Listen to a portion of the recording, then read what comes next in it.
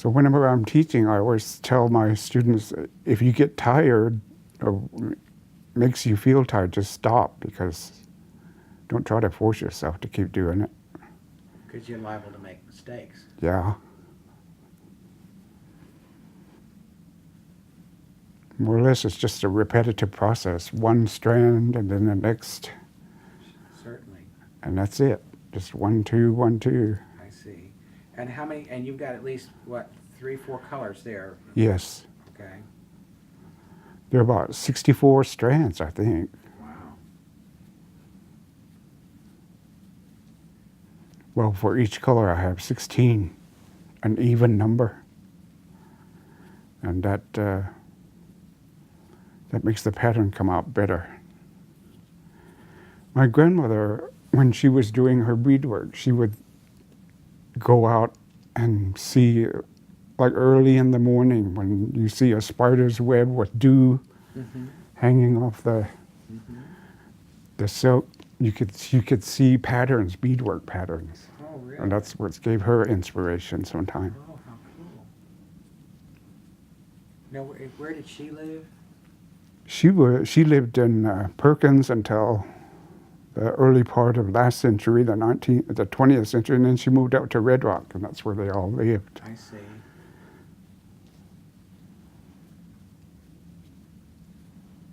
They're all buried up there. Most of my people are buried at the Oto Cemetery. At the Oto Cemetery. Yes. Okay. But Tohee is an Iway name. So Well, we have a small file, 1 page, unfortunately, on a David Tohee. It really mentions about it's taken from the, what is the early historical society's publication called the Historia, and it mentions his passing away. oh yeah, I'll get you a copy of that. that must have been my great-great-grandfather. His name was David Tohee, and his son was, my grandfather was named David Tohee too. I see. They called him Big Dave and Little Dave. Okay. And then my father's name was Bill. He was named after my great-great-grandfather, William Tohee. Okay. Now, was there a point where the Tohee name was just the one name? Yes. Okay. There was the first Tohee, that was one of his Indian names. It was a dream name. He went out to seek a vision and came back and fed the tribe what knowledge he was given, and he took on that name, I see. Tohee. And it means green briar. Does it really? Yes. Okay. Well, that's very interesting. Literally, it just means something, it means green, toe is green, and he, sharp. I see. So he had a vision quest then. Yes. Now, was he, was this when they were still back in their ancestral lands north? I think so. Okay. Because he was already Tohee when he came down here. And then they named him William Tohee. When did the Ioways come to Indian Territory? I should know this, but I think about the 1860s. it was after the Civil War? They bought land from the Sac-and-Fox. Okay. Because the Sac-and-Fox were brought, they were more or less forced to leave Kansas after the war and came in 1867 and with their lands. Of course, we all had to buy our land from the Cherokee. The Indian territory was divided up back then. The Cherokee Outlet or whatever. Well, that Cherokee Outlet, they had the Osage were one of the first to purchase Yeah. land. Of course, that was one of the better land purchases. The others were Yes. reservations that were set up for the different tribes that were brought in, like the Kaw and the Tonkawa.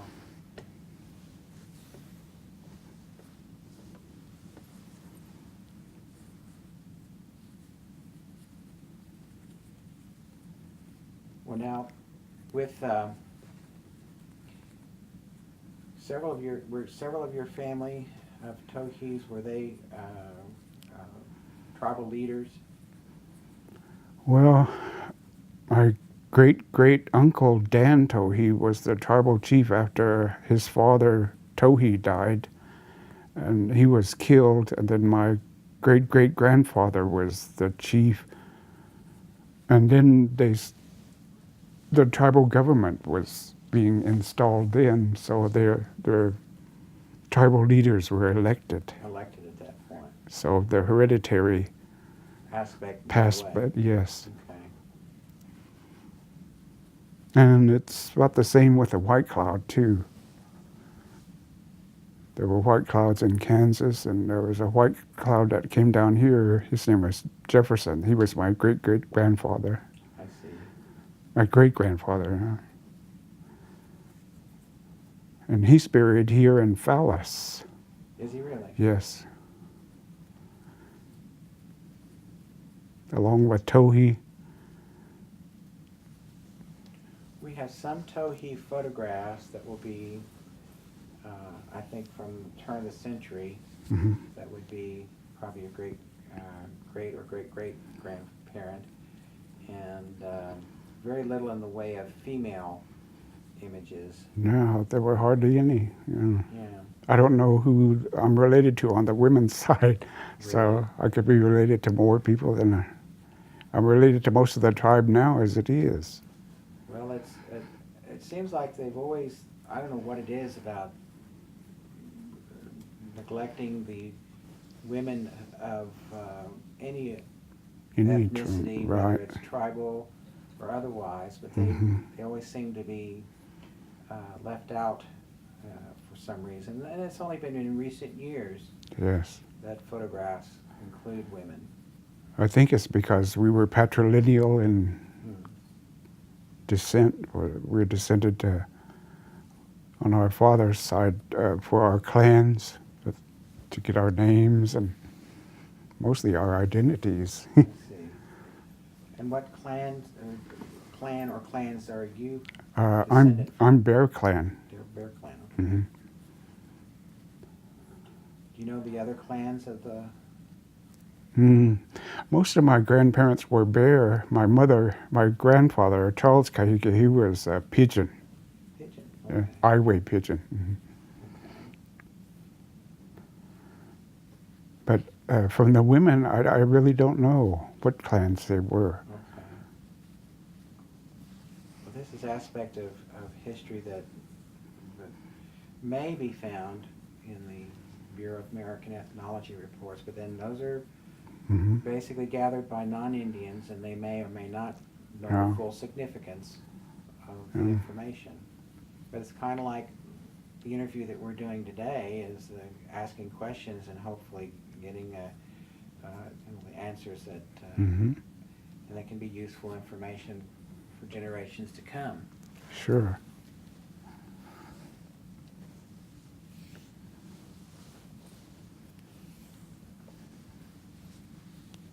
Now, do you have anyone in your family that you can pass this on to? Are you? Not really. I'm just about the only person in my family that does this type of work. But you did say that you have been doing this for children, teaching. Yes, I've taught different tribes like the Shawnee, the Kickapoo. Of course, the Osage, they know how, but I haven't taught them. I used to teach a multicultural class from Wichita State. Jerry Shaw used to bring his students to Gray Horse, Oklahoma, and I taught there for one summer.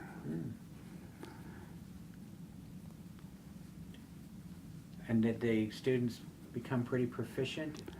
No, it takes time and a lot of their attention to keep them interested. But I think they caught on. But not as proficient as... No.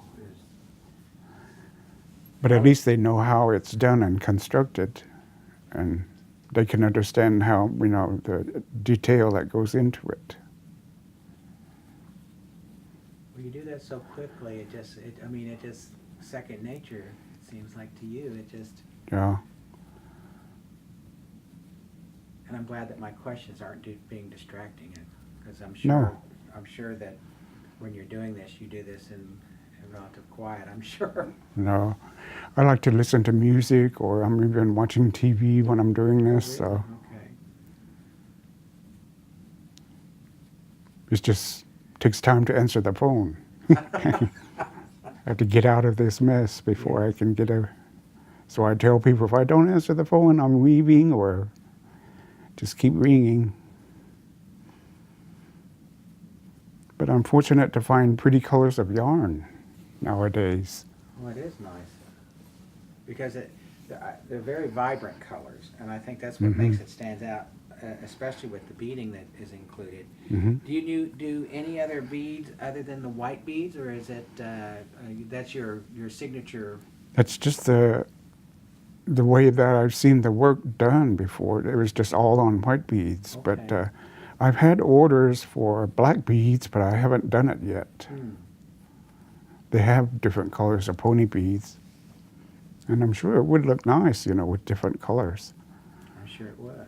But But I like the white beads. Now, I the see, white make the pattern yeah. come out. Well, it does. It really makes it Mm-hmm. stand out.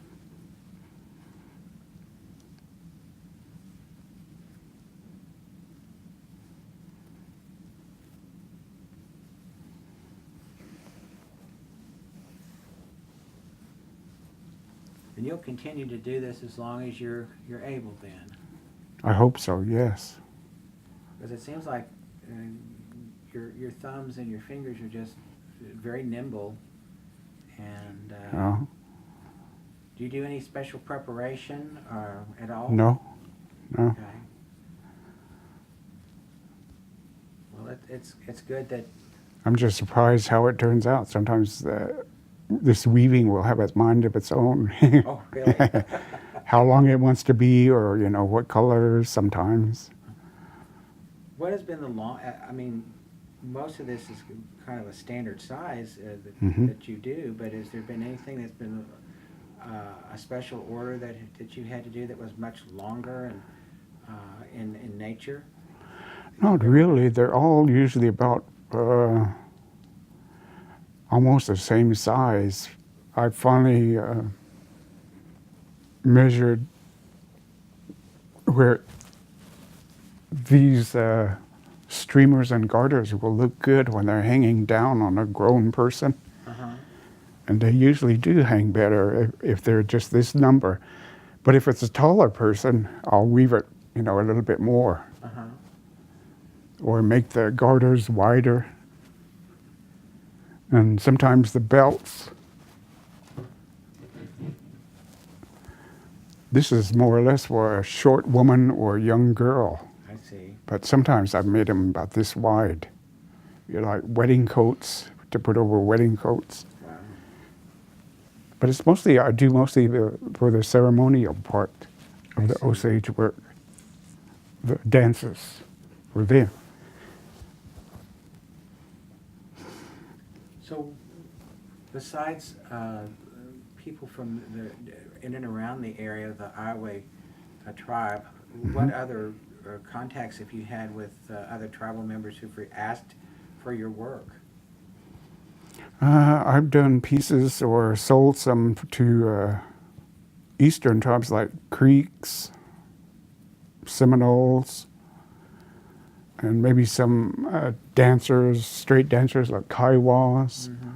But usually they don't, they don't have the people to do this type of weaving for them. So it's just, by happen chance they run onto me, or they see me at a dance or something. And when you're at a dance, are you doing weaving, or you have your own? Sometimes if I have a small piece that I want to keep working on, like a little garter, I'll sit there and weave it, or string beads, yes. But usually they're too bulky to carry. I see. Have you, I guess because of the word of mouth, you don't necessarily put out any kind of a display table? Oh, do you? no, huh? Some people will say, you should put up an arts and crafts booth, but I never have enough other items for sale, to display. Well, if it takes the minimum of 2 months, I would say that's, and you get orders all the time, that keeps you Mhm. busy all the time. It does.